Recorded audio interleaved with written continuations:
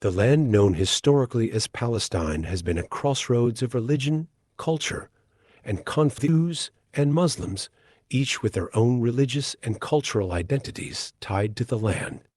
Ottoman Empire and British Mandate. Fast forward to the Ottoman Empire, which controlled the region from 1517 until the early 20th century. With the empire's decline, European powers, including Britain, increased their influence. After World War and the fall of the Ottoman Empire, Britain took control under the British Mandate for Palestine 1922-1948, promising to establish a national home for the Jewish people, while also respecting the rights of the existing non-Jewish communities.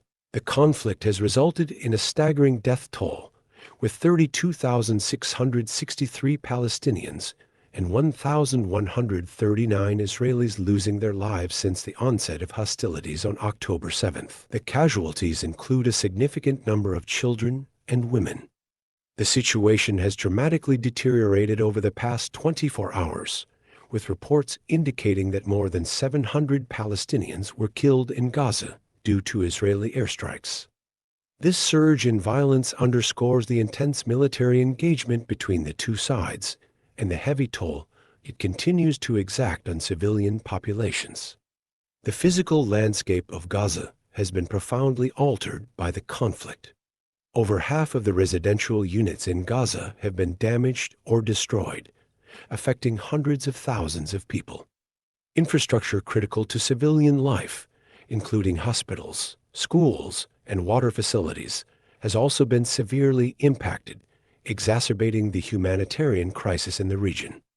The international community has expressed grave concern over the humanitarian implications of the conflict. Efforts to negotiate a ceasefire have so far been unsuccessful, with recent mediation attempts reportedly stalling. The lack of progress towards de-escalation highlights the complex political and military dynamics at play. The conflict's impact extends beyond immediate casualties and destruction, affecting telecommunications, healthcare, and access to basic needs like water. The blockade on Gaza has led to a collapse in essential services, leaving residents without reliable access to electricity or the internet, further isolating the enclave during this critical time.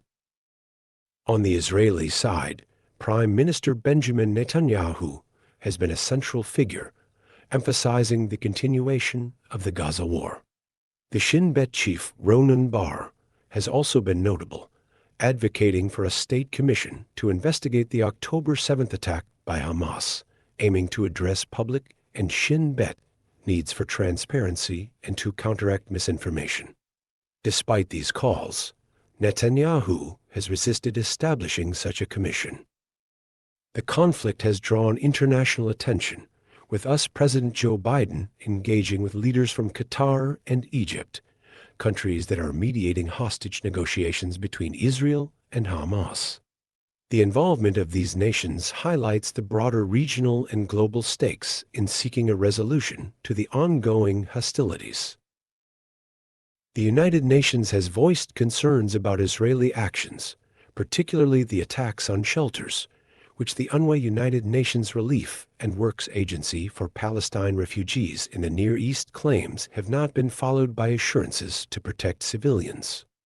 The death toll from such an attack on a shelter has reportedly risen, sparking outrage and highlighting the dire humanitarian situation.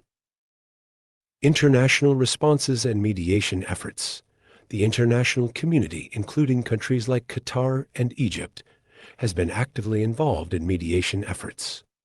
The U.S. has played a significant role as well, with President Joe Biden engaging in discussions aimed at facilitating hostage negotiations and addressing the broader conflict.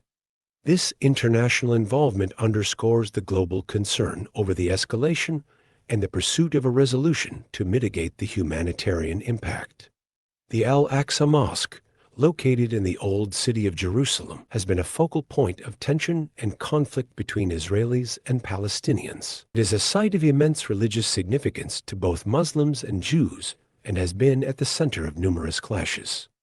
In January 2023, the entrance of Israel's far-right National Security Minister Itamar Ben-Gvir into the Al-Aqsa Mosque compound was seen as a significant provocation by Palestinians. Ben-Gvir's presence at the site, despite warnings from Israeli politicians that it could inflame tensions, underscored the site's sensitivity